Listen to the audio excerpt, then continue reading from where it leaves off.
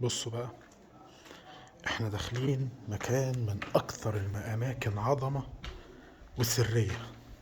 اول شكل الجبل بتطرقاته. سيبوا ده بقى، سيبوا ده وادخلوا على البوابة. حجم البوابة. المكان ده السرابيوم.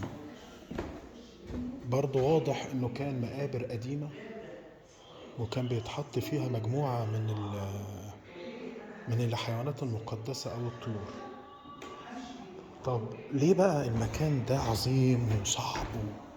علشان ده، علشان ده او دي توابيت السرابيوم. تخيلين حجم التابوت قد ايه؟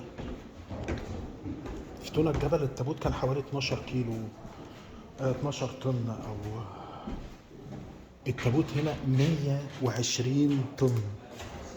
انتوا متخيلين ان محدش قادر يحرك التابوت؟ هنيجي طبعا للمين كورنر بتاعهم. شوفوا شوفوا شوفوا النقوش البارزة عاملة ازاي. طبعا المقابر الصغيرة دي. هنيجي لحاجة مهمة هنا هسأل سؤال: هل ده تخريب ولا نقش مسماري؟ سؤال مهم. هنا دي نقوش معروفة اهيت. طبعا الحاجات ديت يا اما كان يولع فيها قرابين او كانت اكبر من كده، ومع النحت ابتدت تختلف. وكان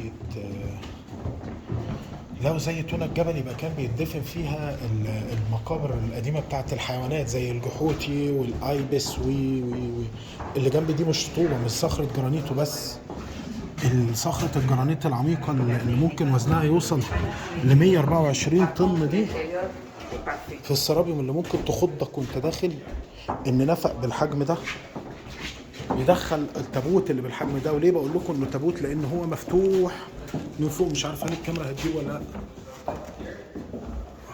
هو مفتوح من فوق. اعتقد ان الكاميرا كده جابته. واحنا ماشيين على ممر، واضح ان في بير او ممر تاني تحت الارض. وديت كانت من عادة لا، هو مش ممر، هو ممكن يكون شكل جميل، لكن انا اعتقد اعتقاد جزئي ان في ممر تاني تحت الارض. مش عارف ليه، بس هو مجرد حدث يعني.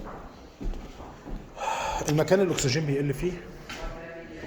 المكان عظيم، مرعب. انت ماشي في سرداب. السرداب ده محطوط فيه توابيت. دول اول تابوتين. التوابيت دي وزنها بيتعدى ال 12 طن. 12 طن، 12,000 كيلو.